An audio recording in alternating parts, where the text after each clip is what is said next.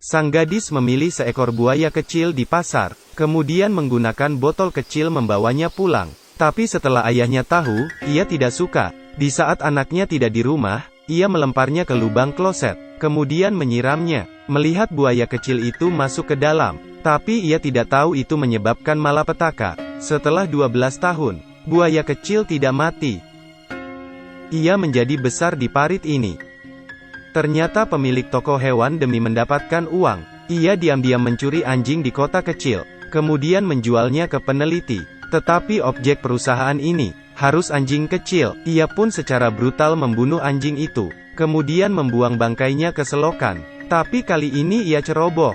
Ia tidak sengaja menjatuhkan anjing ke tangga. Ia tidak sengaja menjatuhkan anjing ke tangga, agar orang tidak mengetahui tindakannya. Ia harus turun ke dalam parit. Tapi saat itu ia menemukan, pipa kehilir telah ditutup oleh puing-puing. Jika tidak membukanya, maka bangkainya akan terus di sana. Ia pun menggunakan tangannya untuk memindahkannya. Saat ia memindahkannya, tiba-tiba ada hawa dingin dari belakang.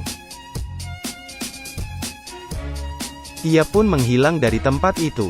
Keesokannya kakinya yang patah mengapung. FBL segera ke tempat kejadian. Di saat bersiap membawa kaki patah itu ke tempat penelitian, menemukan baju dari air. Ia langsung teringat dengan pemilik toko hewan. Bos itu menggunakan baju tersebut, kemudian dengan petunjuk itu. Tapi sang peneliti datang dan saling menatap. Mengatakan peliharaan ini semua miliknya. Sama sekali tidak ada membeli barang dari pemilik toko hewan tersebut. Orang ini juga melindungi dirinya sendiri. Tidak bisa apa-apa, hanya bisa mulai dari mayat. Ia bertemu dengan petugas dan menanyakan situasi. Siapa sangka setelah mereka masuk ke dalam tidak pernah keluar lagi, hingga ditemukan sebuah tangan.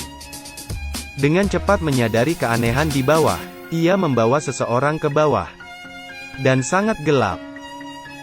Keduanya terus berjalan hingga tersesat. Untungnya ia membawa peta. Keduanya terus berjalan, hingga ada muncul mulut besar. Hampir saja orang di depannya dimakan. Buaya mengibaskan ekornya hingga orang tersebut jatuh. Sang pria bergegas mencarinya. Keduanya ketakutan dan kabur. Tidak mudah menemukan lubang dan ingin naik ke atas. Tak disangka ia tersangkut.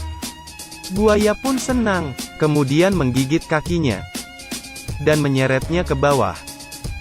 Demi balas dendam, ia mencari cara untuk membunuh buaya itu. Tetapi semua orang mengira dia sudah gila. Mana mungkin di dalam parit ada buaya. Dengan cepat berita itu sampai di reporter. Kemudian segera datang ke parit, ingin menjadi orang pertama yang menyebarkan berita tersebut. Meski tidak ada buaya, puing-puing di selokan sudah cukup untuk membuat berita besar. Ia berbalik dan menemukan nomor plat kecil. Dan tidak apa-apa, ia meletakkan nomor plat itu dengan benar dan memfotonya. Makhluk di dalam kegelapan bergerak.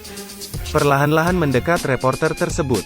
Di saat ia merasakan sesuatu yang tidak beres sudah terlambat, ia pun menjadi santapan si buaya. Keesokannya FBI menemukan kamera reporter. Dari foto memutuskan, buaya itulah yang membunuhnya. Dengan cepat foto itu tersebar, bahkan menyuruh semua orang untuk menjauhi selokan. Kepala bagian memberikan kasus itu kepada sang pria. Sang pria memerintahkan bawahannya untuk menutup semua bagian selokan, dan juga mendirikan benteng di luar, pistol dan lain-lain.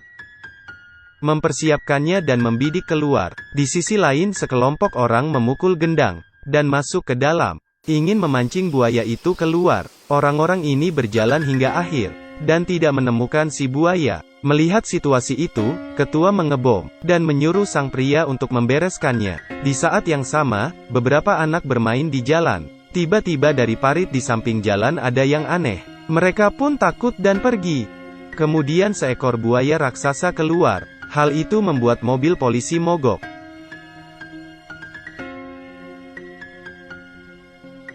Sehingga mereka terjebak di dalam. Buaya memandangi mereka, perlahan-lahan mendekat.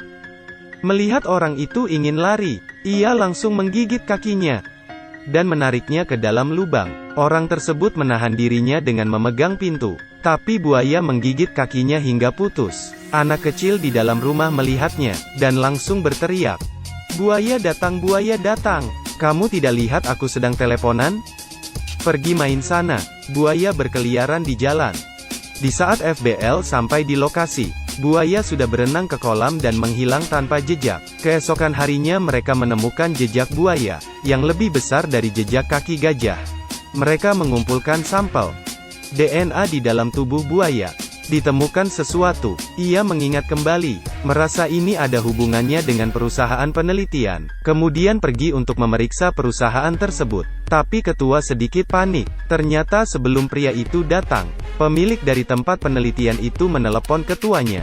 Jangan membiarkan orang-orang untuk tidak ikut campur masalah ini. Ketua juga menerima suap darinya. Ia menolak surat dokumen dari sang pria. Ada beberapa orang yang bermain di tepi kolam. Mereka menutup mata seseorang dan mendorongnya ke papan loncat. Ia melirik. Anak yang baik, buaya itu menunggu dengan mulutnya terbuka. Kamu itu cewek pertama yang care sama aku. Dengan mulutnya terbuka. Setelah ayah anak tersebut mengetahui hal itu, langsung mengumpulkan beberapa pemburu, dan mencari buaya itu. Untuk balas dendam atas kematian anaknya. Tak disangka, buaya itu mengintai di tempat sampah. Tidak bersuara. Tiba-tiba seekor kucing menakuti pria, alkohol di tangannya. Segera ia habiskan, dan berjalan ke dalam kegelapan. Rekan lain yang melihatnya ketakutan dan bersembunyi. Melihat pria itu menembak ke tempat pembuangan sampah, buaya pun bergegas keluar, dan memakan pria itu. Tepat pada saat itu, aku berpikir rekannya akan maju untuk menolong. Ternyata ia segera mengambil senapan lalu kabur. Keesokannya pemilik penelitian mengajak kerabat dan teman untuk berpesta dan memanggang daging.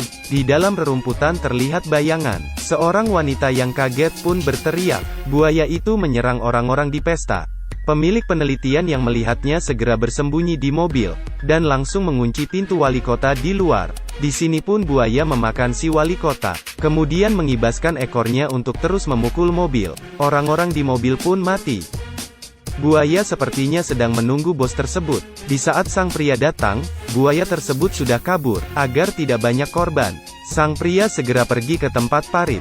Ia mengarahkan buaya ke tempat yang lebih dalam, kemudian memasang bom di pojok. Ia ingin meledakkan bom di saat buaya itu mendekat, dan satu-satunya tempat untuk keluar, tiba-tiba tertutup oleh lindasan mobil. Sang pria terkurung. Bagaimana ini? Melihat bom akan meledak sebentar lagi, nyonya ini tenang-tenang saja di dalam mobil. Nyonya ini tenang-tenang saja di dalam mobil. Menyeberang jalan, seorang wanita bergegas memberitahu si nyonya itu, menyuruhnya untuk segera menjauh dari parit. Akhirnya sang pria pun keluar,